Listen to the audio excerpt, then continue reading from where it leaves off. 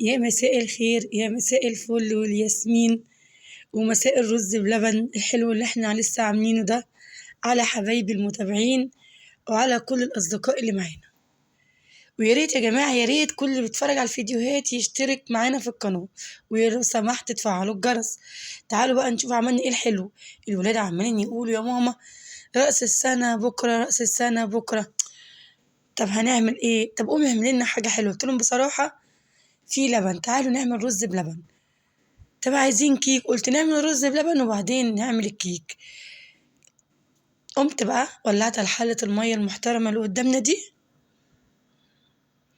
المية ساقعة والجو ساقعة وبندخل المطبخ ما شاء الله بالعافية. وحطيت السكر. في ناس كتير بتعمل الرز مع اللبن، انا دايما بحب اسخن المية واحط فيها السكر واسيبه كده ياخد غلوة وانزل بالرز وبعد كده نحط اللبن. لان دايما في معلومة انا عرفتها،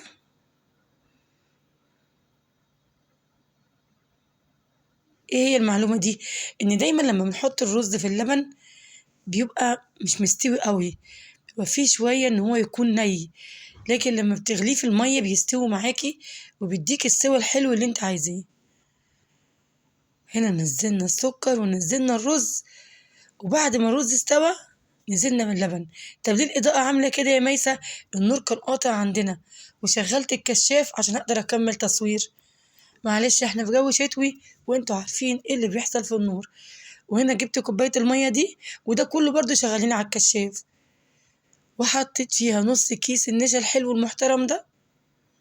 لو حلة الرز بلبن اكتر من كده حط كيس كامل، في اللي بيحط معلقتين تلاتة، لكن بصراحة انا بحب احط نص الكيس.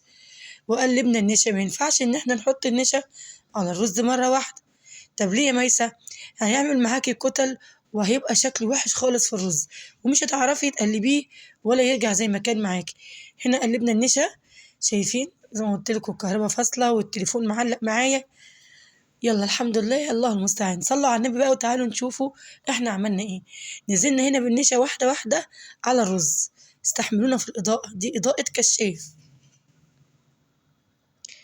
وبعدها جبت كريمة كانت عندي في كيس وبرضو حطيت مية وقلبتها كويس جدا. شايفين الكريمة أول ما بتنزل على اللبن، وبتنزل على اللبن وهو سخن مع الرز بتعمل فوران سبحان الله، وبيغلي لفوق كده. حتى أنا وأنا بحطه بقيت أتفرج على شكلها وهي بتفور.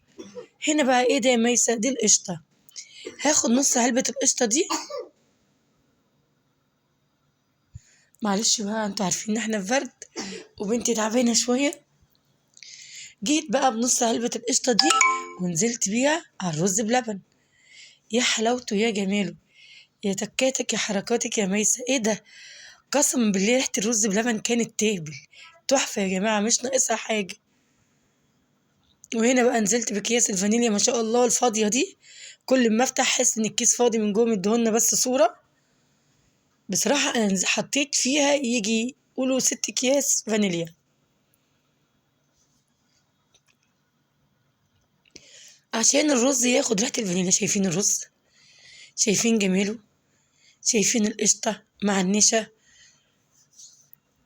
مع الكريمة؟ ايه الجمال ده؟ هو ده الرز فعلا الحلو السخن اللي احنا ناكل منه في وقت الشتاء وفي الايام الجميلة دي. طب لو ما عندناش كريمة يا ميسة مش مهم، طب لو ما فيش قشطة يا ميسة مش مهم، كفاية علينا النشا والرز بلبن. طب لو ما فيش نشا يا ميسة برضو مش مهم، هنعمل الرز باللبن بس. وهنا بقى بدأنا نحط الرز في الفخار. انا بحب دايما احطه في الفخار لان بياخد كتير من الفخار ده، واحطه في الفرن واحط عليه قشطة ومعلقة سمنة واحمره واخرجه منه.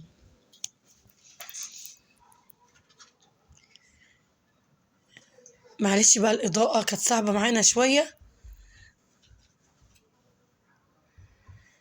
وهنا هحط معلقة قشطة على كل طبق فيهم.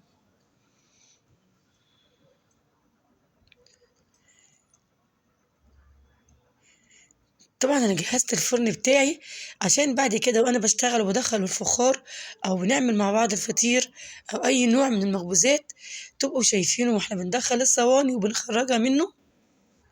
وهنا بقى نزلت بالزبيب وجوز الهند اللي كانوا موجودين عندي.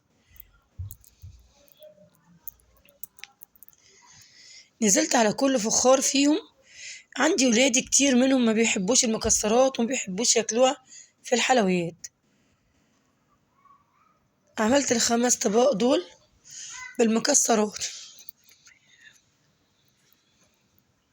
ومعلقة القشطة في النص. اللي عايز يحطه في الفرن تحت الشواية بيدخله. تعالوا بقى نشوف هنعمل ايه.